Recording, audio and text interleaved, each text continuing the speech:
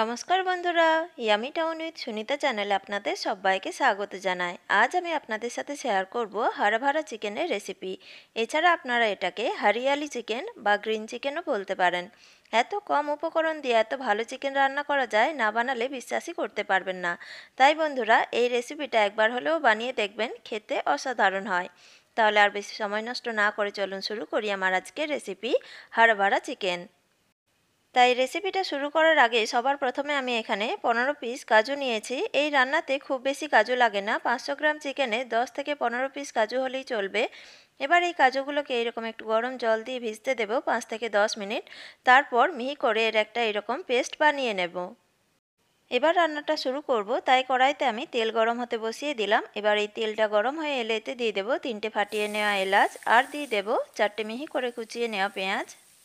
এই রান্নাতে পেঁয়াজটা সবসময় এরকম একটু ছোট করে কুচিয়ে ব্যবহার করবেন। এছাড়া আপনারা এই পেঁয়াজ কুচির পরিবর্তে এই রান্নাতে পেঁয়াজ পেস্টেরও ব্যবহার করতে পারেন। এবার পেঁয়াজটা যখন এইরকম লাল করে ভাজা হয়ে যাবে, তখন আমি এর মধ্যে দিয়ে দেব 2 চামচ রসুন বাটা, আর দিয়ে দেব 2 চামচ আদা বাটা। এবার এই আদা রসুনের পেস্টটাকে পেঁয়াজের সাথে একটু ভালো করে ভেজে নেব। আদা রসুনের পেস্টটাকে পেঁয়াজের সাথে একটু ভেজে নেওয়ার পর আমি এতে দিয়ে দেব 500 গ্রাম চিকেন, আর এই সময় আমি এতে স্বাদ অনুযায়ী নুনও দিয়ে দেব। এবার সব কিছু আমি ভালো করে মিশিয়ে নিয়ে 5 থেকে 7 মিনিটের মতো আমি চিকেনটাকে পেঁয়াজের সাথে একটু কুক করে নেব। আর যখন পেঁয়াজ আর চিকেনটা থেকে এরকম তেল ছাড়তে শুরু করবে, তখন আমি এতে কিছু মশলা দিয়ে দেব। সবার প্রথমে আমি দিয়ে দিচ্ছি কিছু ধনে গুঁড়ো, কিছু জিরে গুঁড়ো, আর খুবই সামান্য পরিমাণে একটুখানি হলুদ গুঁড়ো। এবার 2 থেকে 3 মিনিট একটু ভালো করে মিশিয়ে নেব। সব কিছু ভালো করে মিশিয়ে নেওয়ার পর মশলার থেকে যখন এরকম তেল ছেড়ে আসবে, তখন এতে দিয়ে দেব যে কাজুর পেস্টটা বানিয়ে রেখেছিলাম সেটা দিয়ে দেব। এবার কাজুর পেস্টটা দেওয়ার পর গ্যাসের ফ্লেম লোতে করে দেব। এবার এই কাজুর পেস্টের সাথে চিকেনটাকে লো ফ্লেমে 10 থেকে 15 মিনিট কুক করে নেব। যতক্ষণ চিকেনটা কুক হচ্ছে, আমি অন্য সাইডে গ্রিন পেস্টটা একটু রেডি করে নেব। তার জন্য এখানে লাগছে কিছু পেঁয়াজ পাতা, কিছু ধনে পাতা, আর কিছু কাঁচা লঙ্কা। এবার এগুলোকে কাঁচা পেস্ট না করে হালকা একটু জলে ভাপিয়ে নেব। তার জন্য এখানে জল গরম হতে বসিয়ে দিয়েছি। এবার জল গরম হয়ে এলে এর মধ্যে আমি পেঁয়াজ পাতা, ধনে পাতা আর কাঁচা লঙ্কাগুলো দিয়ে দিলাম। এবার ঘড়ি ধরে এগুলোকে আমি 1 মিনিট বয়েল করে নেব।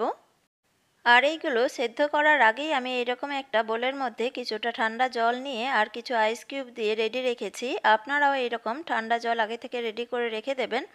আর 1 মিনিট হয়ে গেলেই সাথে সাথে এইগুলোকে তুলে ঠান্ডা জলের মধ্যে দিয়ে দেব। তারপর এইগুলোর একটা পেস্ট বানিয়ে নেব। আর এইদিকে দেখুন, চিকেনটাকে লো ফ্লেমে 15 মিনিট কুক করে নিয়েছি। এর থেকে দেখুন তেলও ছেড়ে দিয়েছে। এবার এর মধ্যে দিয়ে দেব হাফ চামচ কালো মরিচের গুঁড়ো। কালো মরিচের গুঁড়োটাকে দেওয়ার পর 2 থেকে 3 মিনিট ভালো করে কষিয়ে নেব। 2 থেকে 3 মিনিট ভালো করে কষিয়ে নেওয়ার পর যে জলের মধ্যে পাতাগুলো সেদ্ধ করে নিয়েছিলাম, সেই জলটাই আমি 2 হাতা এর মধ্যে দিয়ে দিচ্ছি। এবার জলটাকে ভালো করে মিশিয়ে নেব। জলটাকে ভালো করে মিশিয়ে নেওয়ার পর গ্যাসের ফ্লেম লোতে করে আমি ঢাকা দিয়ে 5 থেকে 7 মিনিট আমি চিকেনটাকে একটু সেদ্ধ করে নেব। 7 মিনিট চিকেনটাকে সেদ্ধ করে নেওয়ার পর দেখুন চিকেনের গ্রেভিটা কত সুন্দর তৈরি হয়ে গেছে। এর মধ্যে থেকে তেলও বেরিয়ে এসছে। যতক্ষণ না পর্যন্ত এইরকম তেল ছেড়ে আসছে, ততক্ষণ পর্যন্ত কিন্তু এটাকে ঢাকা দিয়ে এরকম রান্না করে নিতে হবে। আর যখন এইরকম তেল ছেড়ে আসবে, তখন এর মধ্যে দিয়ে দেব পেঁয়াজ পাতা, ধনে পাতা আর কাঁচা লঙ্কার পেস্টটা।